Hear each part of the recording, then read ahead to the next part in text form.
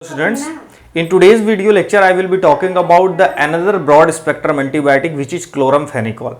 Chloramphenicol, in the same way as tetracycline obtained from the soil actinomycetes, a special kind of bacteria that present in the soil, and a special bacteria which is responsible for chloramphenicol is Streptomyces venezuelae. So if we talk about the basic characteristic or the basic nature of chloramphenicol, it is yellowish white crystalline solid which is stable in the aqueous solution even on standing with the boiling condition में भी ये stable होता है, but we need to protect chloramphenicol from the light से हमको इसको protect करना होता है. अब हम जब when we look at the structure of chloramphenicol, we find that there is a presence of nitrobenzene ring.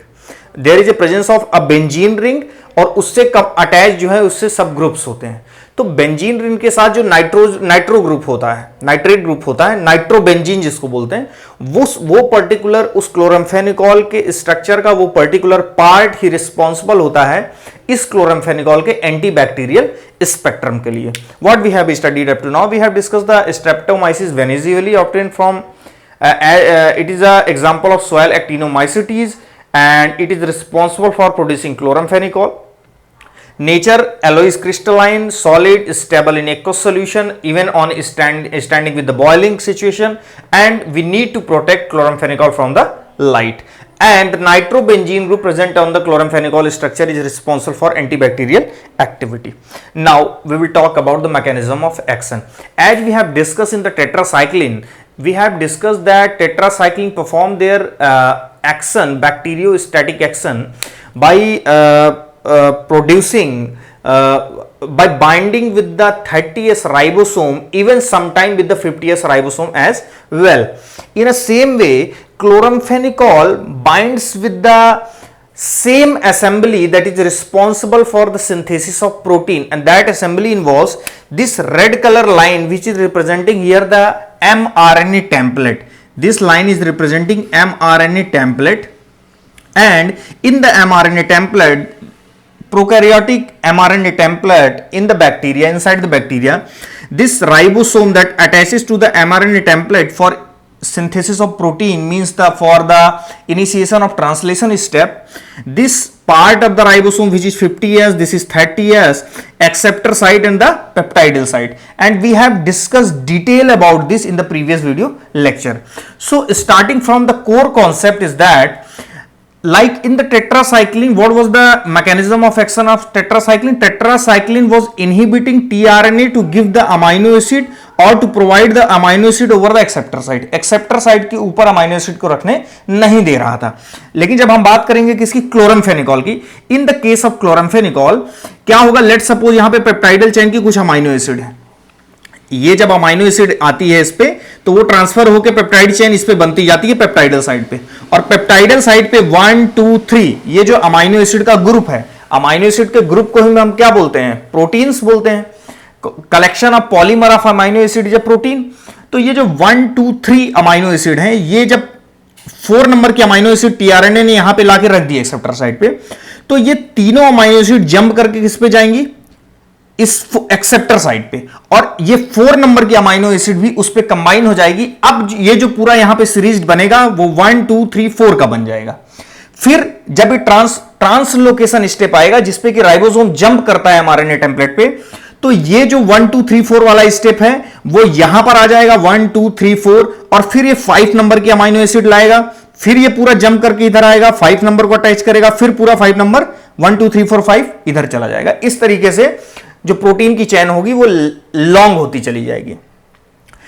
By using the chloramphenicol, the core mechanism is that chloramphenicol does not allow the binding of this amino acid to this short peptide chain. It means we can say this chloramphenicol inhibits the bonding between these two amino acid. One amino acid that is present on the acceptor side and the amino acid group that is present on the peptidyl side. That because we know between the amino acid there will be peptide bond, so we can say the chloramphenicol inhibit या perform their mechanism of action by inhibiting the formation of peptide bond, and once the inhibition of peptide bond will be there will be no lengthening of the peptide chain. And one more mechanism which performed by the chloramphenicol is that from the peptidal side this assembly does not come to this acceptor site. Acceptor site पे नहीं आएगी तभी तो peptide bond नहीं बनेगा.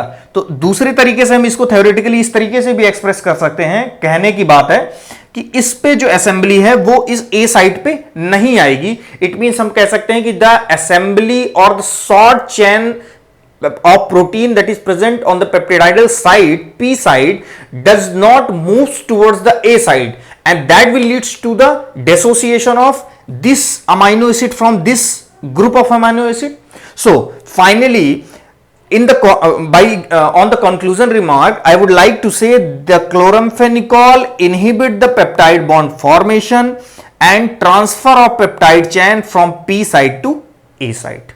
So this is the mechanism of chloramphenicol, and if this mechanism will be inhibited, there will be synthesis of protein will be inhibited. Protein का inhibition होगा and there will be bacteriostatic action. At high dose, this is we must know that in high dose chloramphenicol also affect the mammalian mitochondrial cell. Mammalian mitochondrial cell. अब mammalian mitochondrial cell जहां जहां पर होगी वहां पर overall हर cell में mitochondria है. लाइक हम स्केलेटल मसल की बात करें, स्मूथ मसल्स की बात करें, सेल्स की बात करें, वहां पे माइटोकॉन्ड्रिया है. तो अब अगर हम बोलते हैं कि at high dose mammalian mitochondria protein synthesis inhibited by using chloramphenicol, तो इसके लिए भी जो सबसे ज्यादा मोस्ट सेंसिटिव सेल्स होती हैं inside our body, that will be bone marrow cells. That's why we say the major adverse effect of the chloramphenicol that come out is bone marrow depression, because there will be the inhibition of the synthesis of protein as well. So bone marrow is especially susceptible because in a high dose chloramphenicol inhibit mammalian mitochondrial cell, and mammalian mitochondrial cell of the bone marrow is especially susceptible. That's why we say the one of the major adverse effect, ये GPAT के MCQs में भी पूछा जा सकता है कि one of the major adverse effect of the chloramphenicol is the bone marrow suppression. In the same way, if we talk about the antimicrobial spectrum of chloramphenicol, what is antimicrobial spectrum?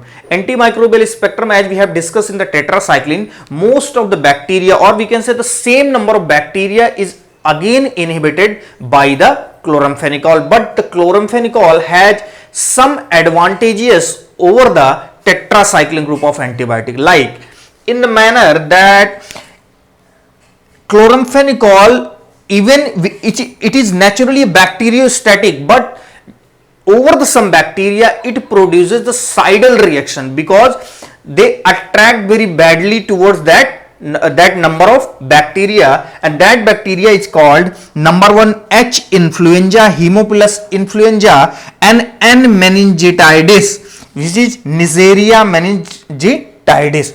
तो H influenza and N meningitidis, जिसके लिए chloramphenicol इतना ज्यादा action देता है उसके ऊपर, इतना ज्यादा उस पे इफेक्ट देता है कि उस पे कैसा एक्शन दे रहा है क्लोराम्फेनिकॉल? साइडल एक्शन देता है. तो ये पॉइंट बहुत ही ज्यादा इंपॉर्टेंट है, तब आप इसके क्लिनिकल यूज से भी रिलेट कर पाएंगे, क्योंकि H influenza, Haemophilus influenza is responsible for, like इसका जो पहला जो फर्स्ट चॉइस है ये ड्रग की, पायोजेनिक मेनिंजाइटिस, ये एच इन्फ्लुएंजा भी इन्वॉल्व है. कई बार एच इन्फ्लुएंजा इन्वॉल्व होता है इंट्राऑकुलर इन्फ्लेमेशन में, तो वहां के लिए इंट्राऑकुलर कंजक्टिवाइटिस के लिए, तो वहां पे भी हम इसको यूज करते हैं. तो वो एक अलग पार्ट है, हम उसको पढ़ लेंगे.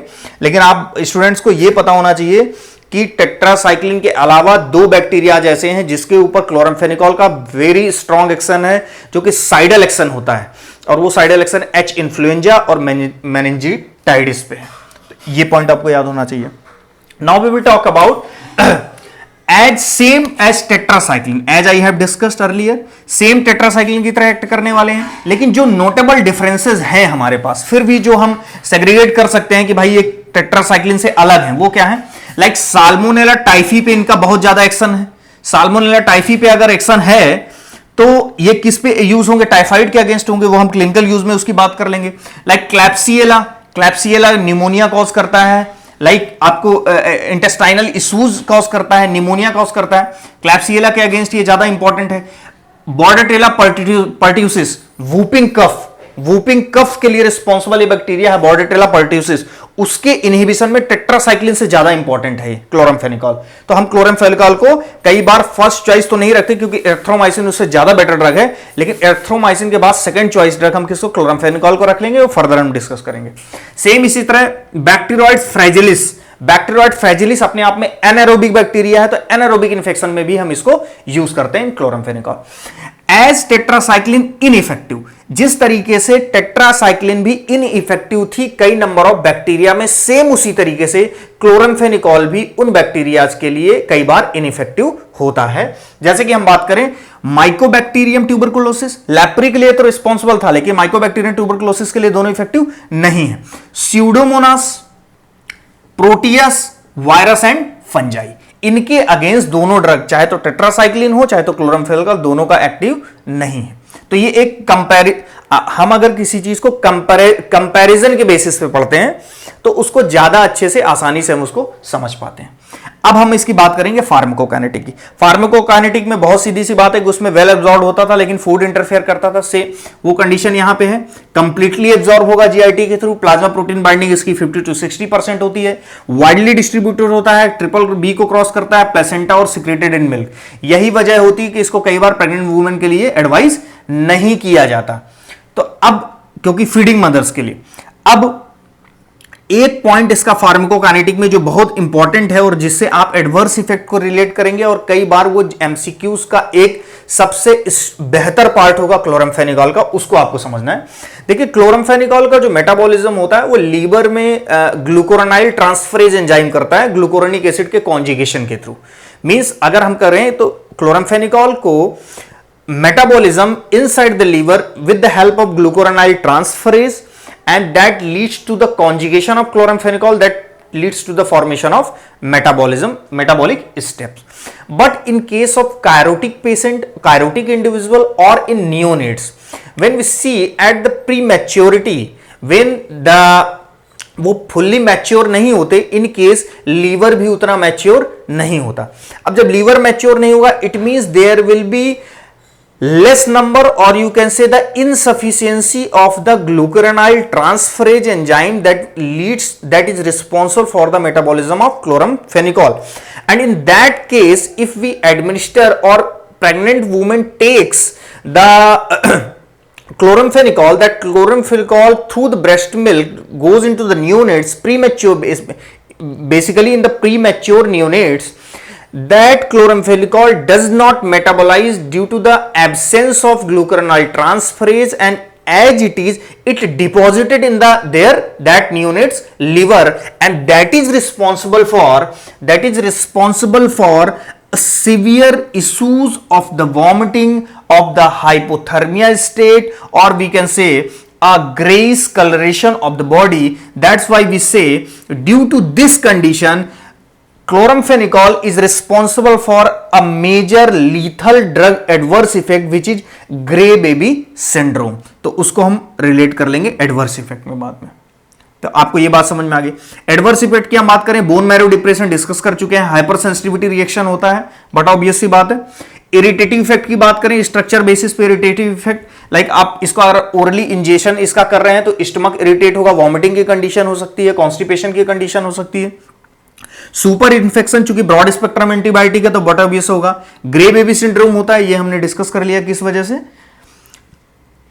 इंटरेक्शन की अगर हम बात करते हैं तो क्लोराम्फेनिकॉल इनहिबिट करता है मेटाबॉलिज्म ऑफ। अब अगर क्लोराम्फेनिकॉल किसी ड्रग के मेटाबॉलिज्म को इनहिबिट कर रहा है, अगर हम किसी ड्रग का मेटाबॉलिज्म को इनहिबिट करने की बात करते हैं, इट मींस देखिए हम प्रो ड्रग का केस आप 2 मिनट के लिए साइड में कर दीजिए, लेकिन 90% जब हम ड्रग को कंसीडर करते हैं मेटाबॉलिज्म के बेसिस पे तो हम ये बोलते हैं कि ड्रग मेटाबॉलिज्म के बाद इनएक्टिव होने वाली है, राइट। तो उसी केस को ध्यान में रखते हुए हम ये बोलते हैं कि क्लोराम्फेनिकॉल मेटाबॉलिज्म इनहिबिट करता है किसका, टॉलब्यूटामाइड का, क्लोरोप्रोपामाइड का, वारफेरिन का, साइक्लोफॉस्फेमाइड का।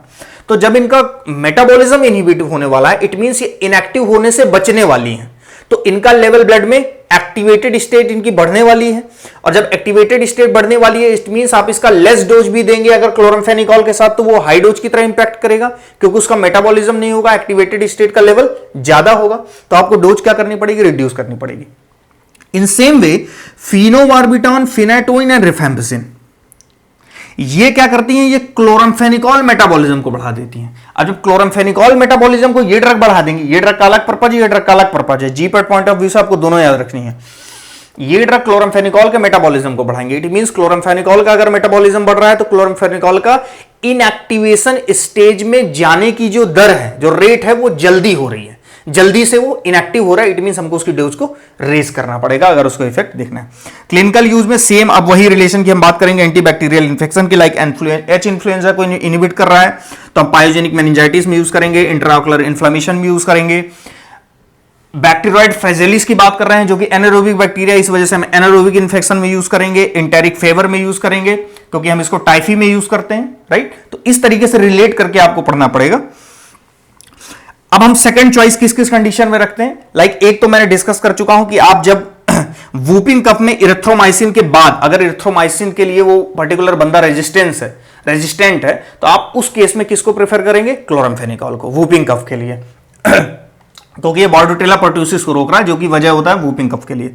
नंबर 2 टेट्रासाइक्लिन, पहली चॉइस किसमें थी, ब्रूसेलोसिस में, जो कि एनिमल से जो बैक्टीरिया आ रहा था वो हमने पढ़ा था अनपास्चराइज्ड मिल्क के थ्रू या अनराइपेंड मीट के थ्रू, जो जिसके चांसेस ज्यादा होते हैं, तो उसके में अगर टेट्रासाइक्लिन से किसी वजह से रेजिस्टेंट है तो उसके लिए हम क्या यूज करेंगे, ब्रूसेलोसिस में सेम यूज करेंगे हम क्लोरामफेनिकॉल, उसी कैटेगरी का सेकंड।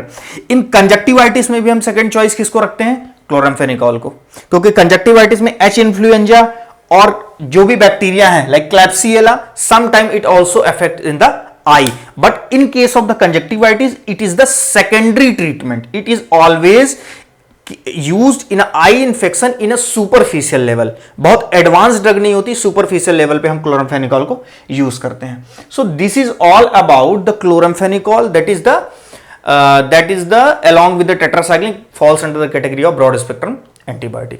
आई होप कि आपको समझ में आया होगा, और अगर आपको वीडियो लेक्चर अच्छा लगता है तो प्लीज लाइक करिए और चैनल को सब्सक्राइब करिए, ज़्यादा से ज़्यादा फ्रेंड्स को शेयर करिए, और आप क्वेश्चन मेरे से कोई भी डाउट हो तो कमेंट बॉक्स में मेरे से क्वेश्चन पूछ सकते हैं, आपको उसका मैं श्योर है कि रिप्लाई करूंगा। Thank you very much.